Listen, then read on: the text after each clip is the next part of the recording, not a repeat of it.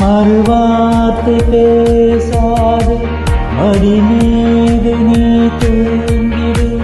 இமை போல நான் காக்க கனவாய் நீ மாறிடு. மயில் தோகை போலே விரலும் வருடும்.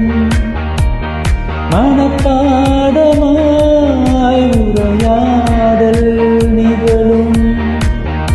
விழி நீரும் வீணாக இமை தாண்ட கூடாதகள் துளியாக நான் சேர்த்து கடலாக கண்ணானதே மறந்தா